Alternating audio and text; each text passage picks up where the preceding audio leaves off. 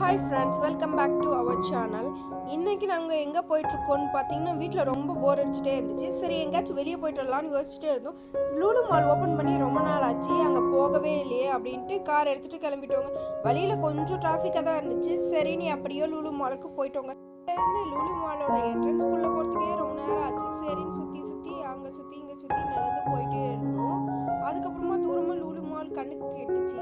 சரின்ட்டு உள்ளே போயிட்டோம். போய் பார்த்தா இந்த வழியாக என்ட்ரன்ஸ் இல்லைங்க, அந்த பக்கம் வாங்கன்னு சொல்லிட்டாங்க. இது பேக் என்ட்ரன்ஸ் போலன்ட்டு திரும்ப சுற்றிட்டு அந்த பக்கம் வந்தோம். வந்துட்டு உள்ளே போன உடனே பார்த்தீங்கன்னா பெருசாக இருந்துச்சு. பார்க்கும்போதே நல்லா லைட்டிங்கோட செமையாக இருந்துச்சு.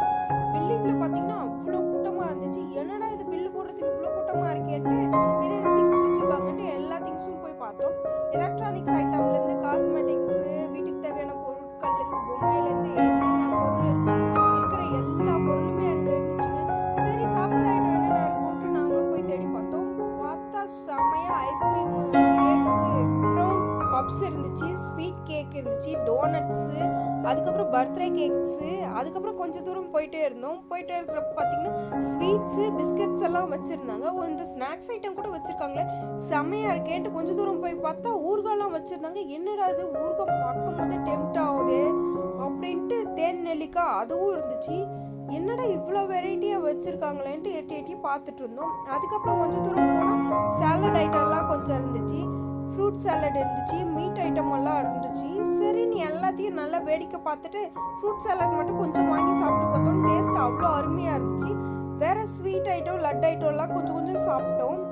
பட் இங்கே என்ன ஒரு ட்ராபேக்ஸ்ன்னு பார்த்தீங்கன்னா, உட்காந்து சாப்பிட இடமே இல்லை. நம்ம நின்றுட்டு தான் சாப்பிட்டாங்கன்னா எவ்வளோ திங்ஸ் வாங்கினாலும் நம்ம வெளியே எடுத்துகிட்டு போய் சாப்பிட்ற மாதிரி தான் இருக்கும். வெளியும் நின்றுட்டு தான் சாப்பிடணும். கொஞ்சம் உட்காரத்துக்கு இடம் இருந்துச்சுன்னா கூட ஓகேவாக இருக்கும். இங்கே வீட்டில் காய்கறி வாங்கிட்டு போய் கட் பண்ணுற மாதிரி இல்லாமல் இங்கே கட் பண்ணி ஸ்லைஸ் போட்டு விற்கிறாங்க. சூப்பராக இருக்குது. வீட்டுக்கு எடுத்துகிட்டு போய் உடனே இன்ஸ்டண்ட்டாக சமைச்சு சாப்பிட்டுடலாங்க.